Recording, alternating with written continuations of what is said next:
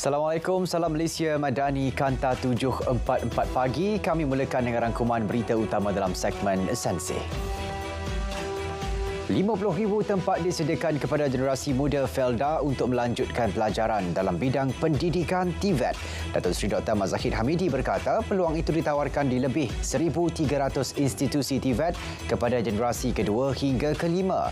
MARA dan Human Resources Development Corporation juga diberi peranan untuk melihat keperluan semasa dalam kursus yang boleh ditawarkan.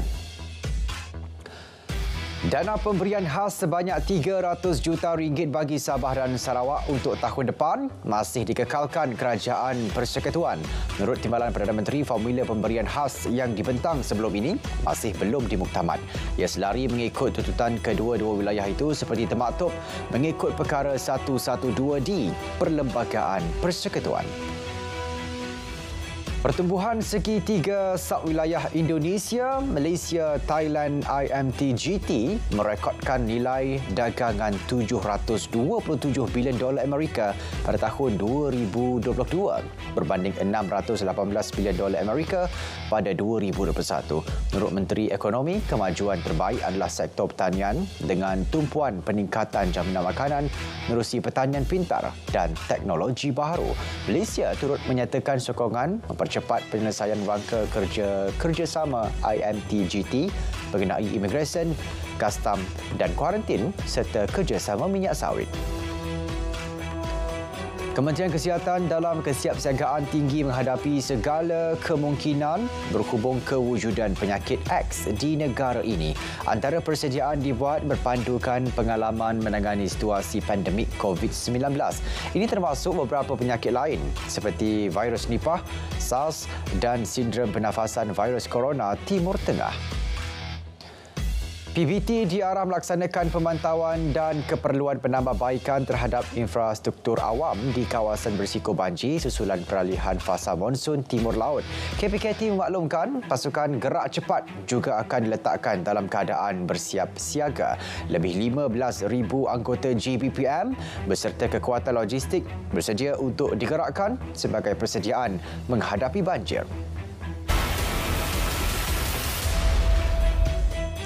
Dua wanita maut dalam dua kemalangan berasingan di Taiping dan Teluk Intan. GBPM Perak maklumkan kejadian di Taiping melibatkan seramai 10 mangsa dengan salah seorang daripadanya maut di lokasi akibat tersepit. Di Teluk Intan pula, wanita maut selepas kereta dinaiki bertembung dengan sebuah kenderaan lain. Dua lagi mangsa mengalami kecederaan. Seorang lelaki ditahan kerana menikam isterinya sehingga maut pagi semalam. Suspek menyerah diri di Balai Polis Perlis.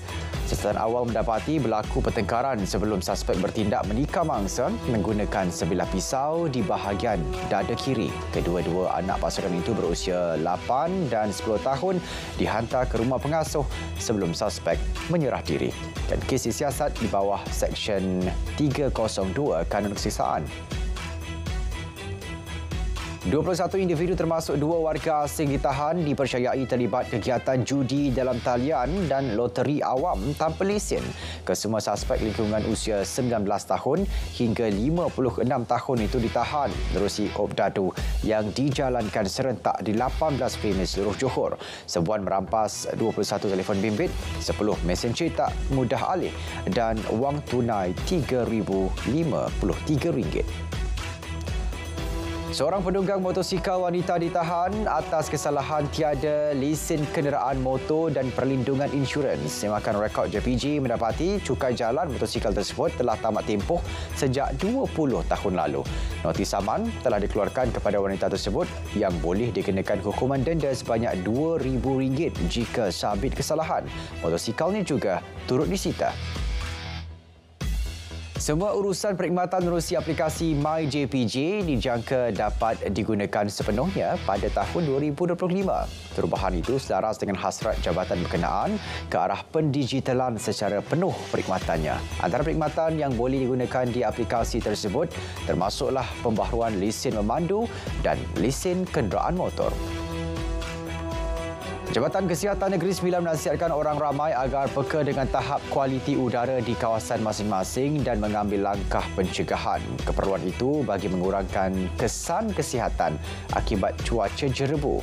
Berdasarkan sistem pengurusan indeks pencemaran udara Malaysia, beberapa kawasan di dalam negara merekodkan IPU tidak sihat termasuk dinilai dengan bacaan semasa 105.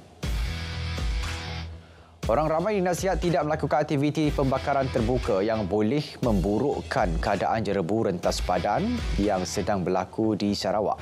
Pelbagai langkah untuk mengawasi dan mengatasi pembakaran terbuka telah diambil. Antaranya membatalkan permit pembakaran terbuka, rondaan dan mengeluarkan notis larangan kepada pemaju projek. Kesalahan melakukan pembakaran terbuka boleh didakwa. Kerajaan Johor memperuntukkan sebanyak RM78 juta sebagai persediaan menghadapi bencana banjir di negeri itu. Ia bertujuan melaksana kerja pembersihan dan penambahbaikan infrastruktur di 100 kawasan berisiko banjir. Kerja pembersihan longkang, kolam takungan dan sungai di kawasan berisiko telah dilakukan sejak awal tahun dengan semua agensi terlibat. Perak Perkukuh Sekuriti Makanan menerusi usaha meningkatkan nisbah sara diri bagi memenuhi permintaan domestik di negeri itu. Ketika ini, sebanyak 13 jenis tanaman pertanian di Perak terpilih mencatatkan kadar sara diri melebihi 100% bagi tahun 2022. Manakala sektor perikanan pula mencatatkan kadar 98.31% dan sektor komoditi melebihi 100%. 9,000 kampit beras tempatan yang diagihkan untuk jualan di 28 Dun di Melaka semalam mendapat reaksi positif. Keseluruhan kampit beras membabitkan 10 kg setiap satu dijual dengan harga RM26. Tinjauan di Dun Bukit Katil dan Duyung mendapati orang ramai menyambut baik inisiatif kerajaan negeri dengan beratus seawal pukul 7 pagi. Sultan Kelantan bertitah agar kerajaan negeri mengambil langkah yang lebih proaktif bagi menjamin sekuriti makanan di negeri itu. Baginda bertitah kerajaan perlu perhalusi permohonan penukaran status tanah pertanian kepada status bangunan bagi mengekang pengurangan tanah berkenaan bagi memastikan tiada gangguan dalam rantaian bekalan makanan. Sultan Muhammad Kelima turut berharap kerajaan negeri dan persekutuan dapat meneruskan projek-projek infrastruktur berimpak tinggi dan dapat disiapkan dalam masa yang ditetapkan. Saranan sama turut dizahirkan baginda dalam pengurusan sumber air negeri agar lebih lestari dan holistik termasuk mengurangkan kadar air tidak berhasil yang menjejah 53.7% tahun lepas. Aspek pendigitalan jaringan liputan 5G dan kemudahan infrastruktur kesihatan kawasan luar bandar antara yang diberi perhatian oleh Kementerian Kemajuan Desa dan Wilayah KKDW. Ini bagi memastikan sasaran untuk mentransformasikan fikiran dan cara kerja masyarakat desa dan luar bandar termasuk warga Felda ke arah pendigitalan dicapai sebelum tahun 2030. Lebih 60% bekas penghuni rumah pengasih berjaya mengekalkan kepulihan mereka sekaligus menyumbang kepada masyarakat. Ia menepati sasaran kerajaan untuk mempertingkat kadar pemulihan bagi setiap pelaksanaan program pemulihan dadah oleh semua agensi terlibat. Rumah pengasih kini menjadi organisasi rujukan di peringkat antarabangsa untuk mendapatkan latihan serta merujuk klien untuk mengikuti program pemulihan yang disediakan. KPKT melancarkan aplikasi digital Kitar Semula, iKitar bagi memudah dan menggalakkan amalan kitar semula dalam kalangan masyarakat. Buat permulaan, PPR Padang Giliran Kuala Terengganu dipilih sebagai projek rintis untuk pelaksanaan aplikasi tersebut dan pelaksanaan aplikasi tersebut akan diperluas ke PPR lain selepas dinilai tahap keberkesanannya dan kecekapannya. Program Sentuhan Kasih Desa at Simpang Pelangai Bentung memfokuskan usahawan desa dan TVET. Penglibatan agensi kerajaan di bawah KKDW bagi mempromosikan bidang TVET kepada golongan muda serta produk-produk usahawan di bawah bimbingan Felcra.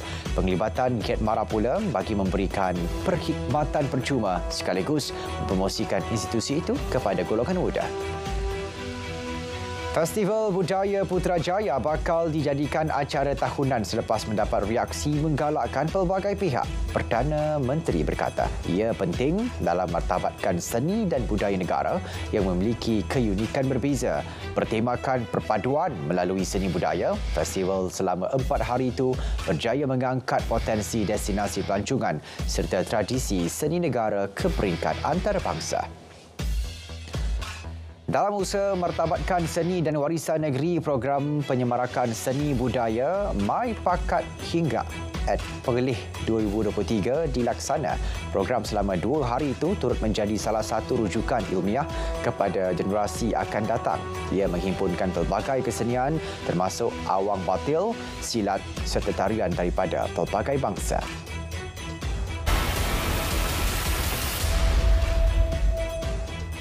Bank Negara Malaysia akan menyertai mesyuarat khas Majlis Tindakan Sara Hidup Negara berhubung isu caj transaksi kod QR Duit Now Selasa ini.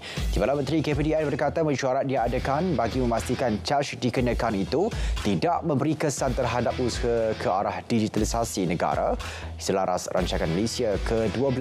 Mesyuarat itu bakal dipengerusikan Perdana Menteri.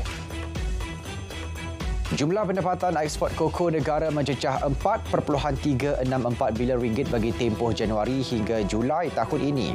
Menurut Menteri Perlandangan dan Komoditi, sasaran pendapatan ekspor koko tahun ini 8 bilion ringgit. Pengeluaran biji koko kering negara tahun lepas pula sebanyak 493 tan metrik dengan 20.7% daripadanya dikeluarkan oleh Sarawak. Seramai 250 peserta pelbagai agensi, usahawan produk, kendera saji dan sektor korporat menyertai Expo Perda 2023 di Midtown Perda Kubang Menerung. Expo tersebut menyasarkan nilai jualan dan perolehan kontrak sebanyak 1.5 juta ringgit dengan sasaran lebih 70,000 pengunjung. Penganjuran kali ini juga memberi peluang kepada usahawan, promosi produk dan perkhidmatan. Jabatan Perdana Menteri Hal Ehwal Agama menyambut baik pengumuman Perdana Menteri untuk menyerahkan semula aset lembaga tabung haji.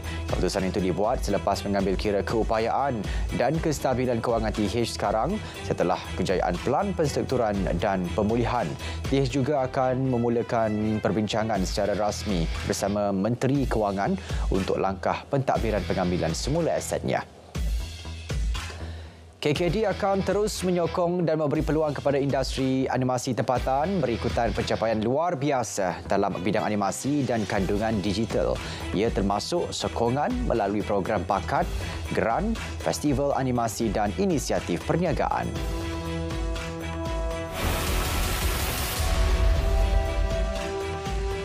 Pelarian dari Nagorno-Karabakh semakin berkurangan apabila hampir keseluruhan penduduk wilayah Armenia melarikan diri sejak Azerbaijan merampas kembali kawalan. Lebih 100,000 penduduk Armenia melarikan diri sejak wilayah itu diambil alih oleh tentera Azerbaijan.